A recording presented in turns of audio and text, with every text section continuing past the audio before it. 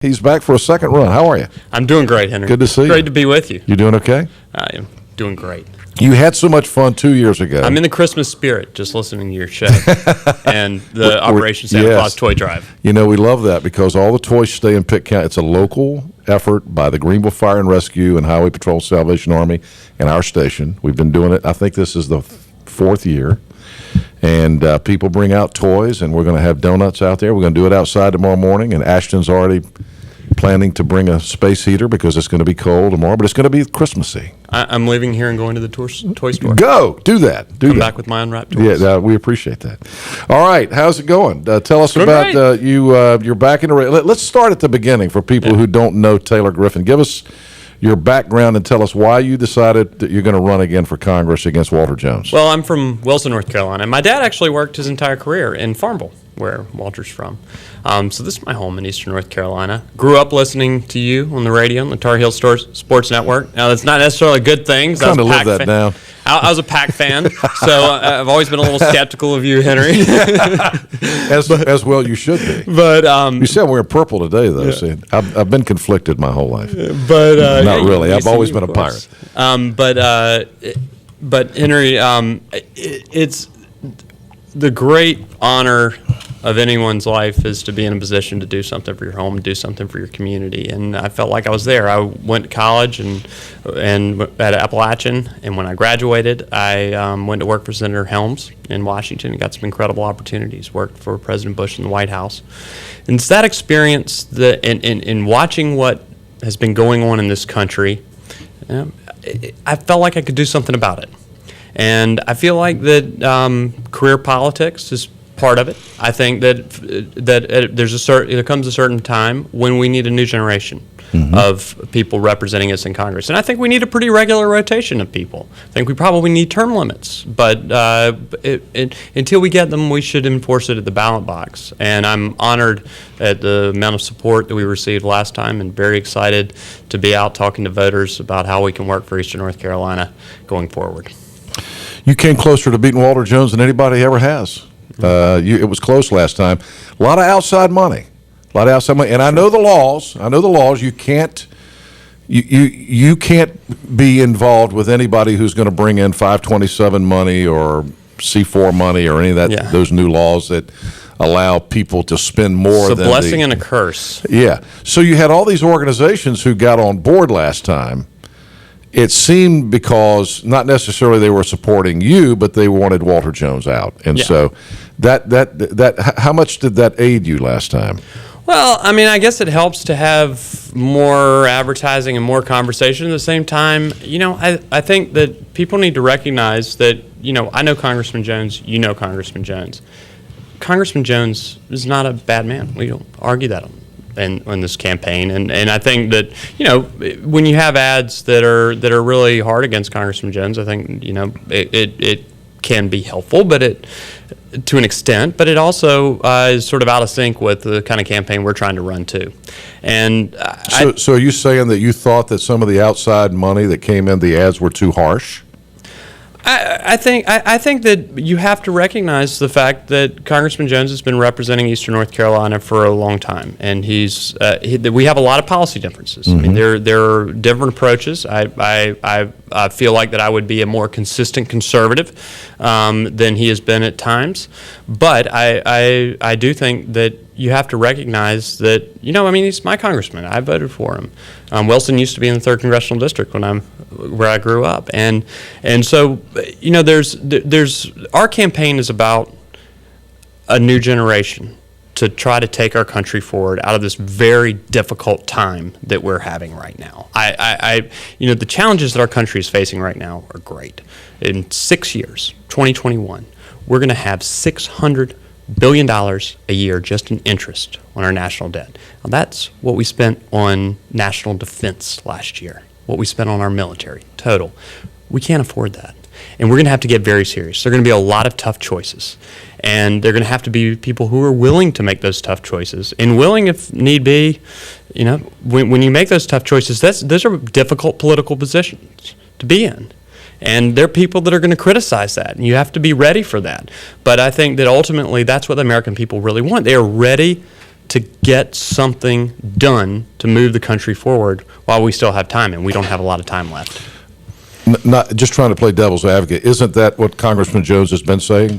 The national debt has been his probably number one thing. So how do you, from a political strategy standpoint, how do you delineate what you want from that, from what he's been telling the 3rd District that he wants for the last 20 years? Well, you can say you want to cut the national debt, but you have to actually be a part of solving that problem. And I think my criticism of Congressman Jones in this area, every year the House Republicans put up the conservative budget. And the conservative budget is a balanced budget. It always balances 5 or 6 years. It's got difficult things in it because you're going to have to deal with the fact that people are living longer and there are fewer working people to support retirees. And so for my generation, if we're going to save Social Security and Medicare, we're going to have to recognize that my generation is not going to be able to retire at the same age that my father's generation is able to retire because there's not enough money there.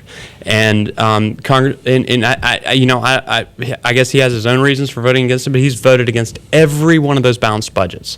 And I think that you have to focus on taking the political hit and to solve the problems as well as just talking about what the problems are. And I think a lot of our politicians think it's sufficient to say, hey, there's a big problem.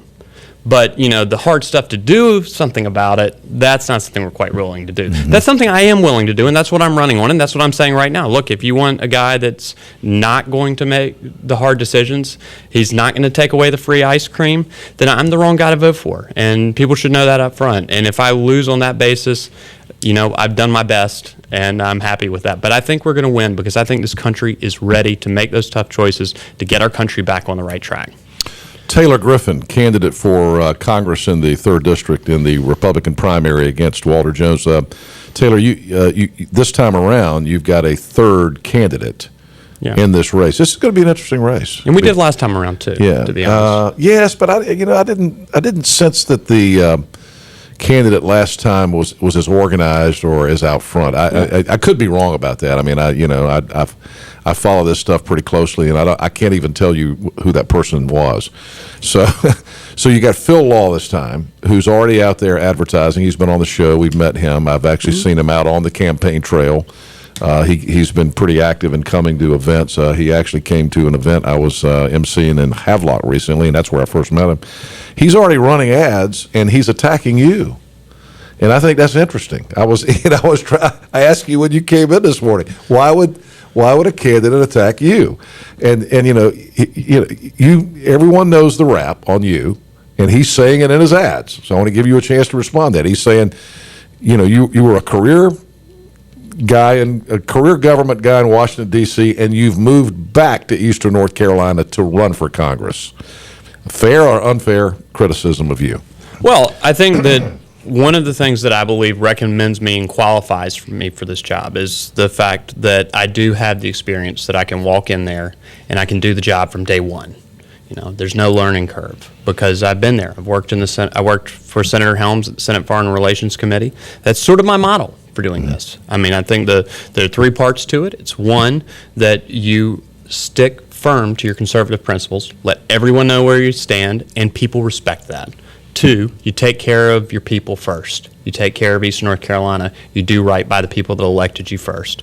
And 3, you have to be effective in your advocacy. It's not good enough to say you're a conservative. You have to actually put conservative principles into action. And I think if you look at the people that are getting a lot of the energy in the presidential primary now, people like Ted Cruz and people like Marco Rubio, they're only a few years older than me. These are the younger, newer generation that I think our country needs if we're going to move forward. And it's been like this our entire history. We go through these periods like the late 1970s where everybody said that, that our problems are too great, they're too big to solve. And you had Ronald Reagan come along and say, I don't believe that, and I don't think you do either. And you had a new generation of Reagan Republicans elected, all younger, all energetic, all focused on getting the country back on the right track. That's what we've got to do this time. The presidential primary is certainly interesting. You mentioned Rubio and Ted Cruz. Have you picked a horse? No, I have friends who support all of the candidates. Every single one of them, I know somebody who supports them. I'll make predictions. I think that Ted Cruz has a very good chance of winning Iowa. Right now, he's very well organized. He has strong support among grassroots conservatives. I think that you're going to see Marco Rubio come on very strong here going forward. I think Marco Rubio's positions on foreign policy are very in line with the mood of the country. He's one of the best orators we've had in the Republican Party since Reagan, and I think he's a serious guy who's doing this for the right reasons and could be a good leader. I know both Cruz and I've met both Cruz and Rubio, I should say. I don't know them well, but I think they're both smart people who could be good leaders for our country. But I think that's probably what it comes down to, is Cruz and Rubio ultimately. One of the other issues that came up in the last campaign is, are you a lobbyist? Were you a lobbyist? What do you do for a living? I do PR consulting. So I do Okay. public relations consulting, and so I help people deal with the media, and I help them communicate their ideas and issues. No, I've actually never earned a penny lobbying. It's a different business. It's not a business that I am in professionally. My career, I've been a spokesman, and when I was in government, that's what I did. I was a spokesman in the White House and in the Treasury Department, and for Senator Helms. And I kind of see that as exactly the same as being a congressman. The title is representative. My job as a congressman is to represent the voice of Eastern North Carolina and Washington and what the people in Eastern North Carolina want. And so I think that it works out very well for Eastern North Carolina. I mean, look, people have the right to petition their government, it's in the Constitution, and to pay someone to do it on their behalf if they so choose. But it's not something that I've ever done as a career. So let's talk about a couple of issues. Again, Taylor Griffin live in the studio this morning. Taylor filed for election for 3rd District Congress yesterday. The hot topic right now is terrorism and what to do about it, and what should we do about the Syrian refugees and all that kind of stuff. And we had another incident yesterday in California, very frightening to everyone. And the president comes out immediately and says, it's about guns. Right. And, I said this earlier this morning. We keep hearing people on TV say, we're at war. And they're bringing it to us now. I mean, they took it to France. They were always last going month. to, by the way. Their stated mission is to bring it to us. Right. So what do you think about what Obama said yesterday when he started talking? Immediately, within hours of this shooting in California, he started talking about gun control. Let's deal with the families that are grieving. Let's deal with let's give them a moment to mourn their loss before we turn this thing into a political circus. And we've seen this over and over and over again. When there has been a tragedy in this country, all of a sudden it's a political opportunity. And I think that our Constitution, very specifically, very directly, and very on purpose, guarantees that the rights that we all have naturally to bear arms are not abridged. That is one of the things that is non-negotiable in the Constitution. Let's get past that. Let's deal with the root causes of these problems, whether it's mental illness or whatever it is. But I'm coming from the perspective of a guy who's a life member of the NRA, and I'm North Carolina concealed carry trained. I think that that is your right as an American, and that it is not an appropriate conversation in the wake of a tragedy. Is he right about the gun? The idea of guns being a problem, though? I mean, look, it's people that are the problem. They're always going to be bad people, and there are more guns than people in this country. Bad people will always have access to guns, and they do all over the world. You can't buy legally a automatic assault weapon in Paris, but that didn't stop the tragedy in Paris.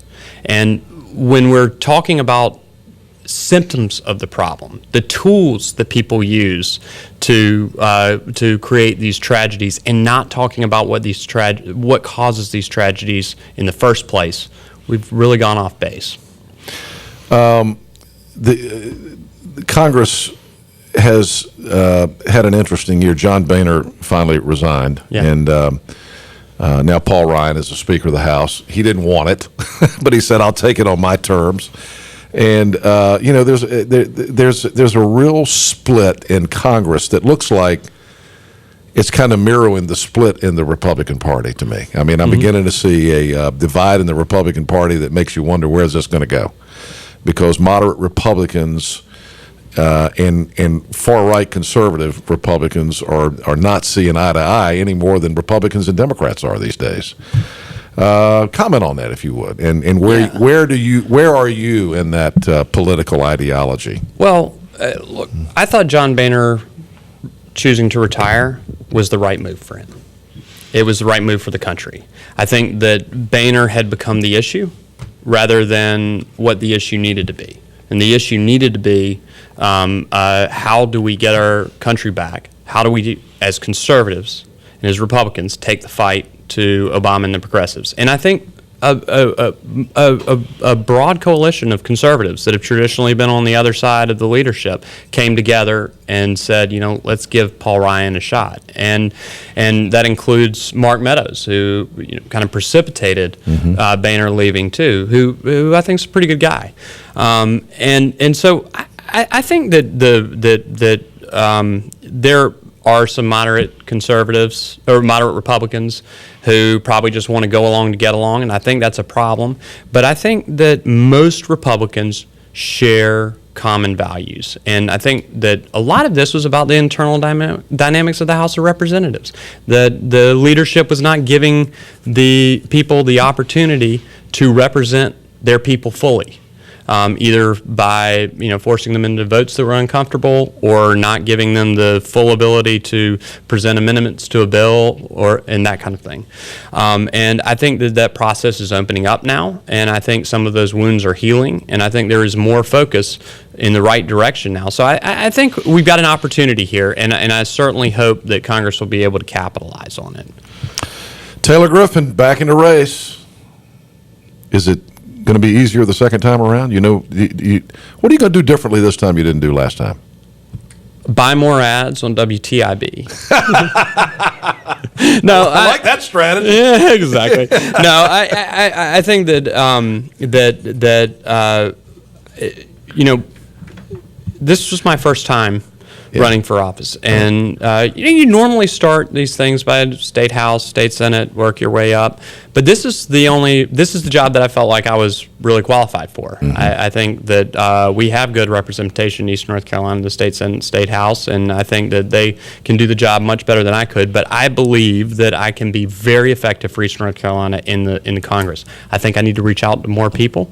I didn't have enough time to meet everybody I needed to meet, to shake every hand I needed to shake, and to knock on every door I needed to knock on. And especially here in Pitt County, so somebody comes and knocks on your. Pitt County was your Achilles heel. It's a real challenge. Have you taken up residence here in Pitt County? Yeah, I probably should, but I do dearly love New Bern, and I'm never going to leave there. So New Bern's my home for the rest of my life. But no, I am spending a lot of time here, and if some skinny guy comes and knocks on your door, and it's me, don't shoot me. Just want to ask for your vote. You work for PJ Connolly in the city race. Thank you, man. Good to see you. Thank you, Appreciate Henry. it. And I'll be back later with a rap toy. Yeah, very good. Please do. Taylor Griffin.